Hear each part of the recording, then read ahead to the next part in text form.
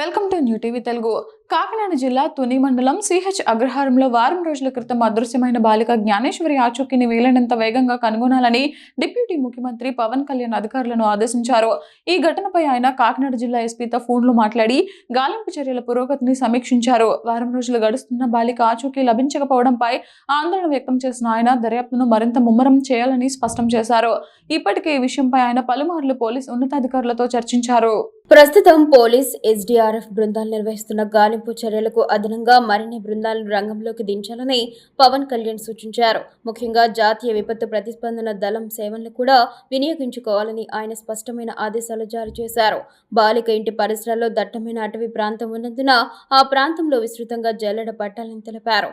అడవుల్లో తిరగడంలో నైపుణ్యం ఉన్న నిపుణులు, ఫారెస్ట్ డిపార్ట్మెంట్ నైట్ వాచర్లు, బేస్ క్యాంప్ వాచర్ల సహాయం తీసుకోవడం ద్వారా గాలింపును మరింత ప్రభావవంతంగా మార్చాలని సలహా ఇచ్చారు. ఈ సందర్భంగా జిల్లా ఎస్పీ చేపడుతున్న చర్యలను డిప్యూటీ సీఎంకు వివరించారు.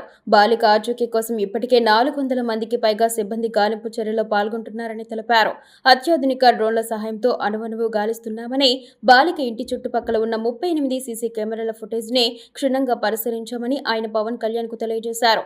డిప్యూటీ సీఎం ఆదేశాల నేపథ్యంలో గాలింపు చర్యలను మరింత విస్తృతం చేసి అదనపు బలగాలను సమీకరించి బాలికను సురక్షితంగా గుర్తించేందుకు అన్ని రకాల ప్రయత్నాలు చేస్తున్నామని ఎస్పీ పేర్కొన్నారు. ఉన్నత స్థాయి నుంచి వస్తున్న పర్యవేక్షణతో ఈ కేసు దర్యాప్తులో మరింత వేగం పుంజుకుంది.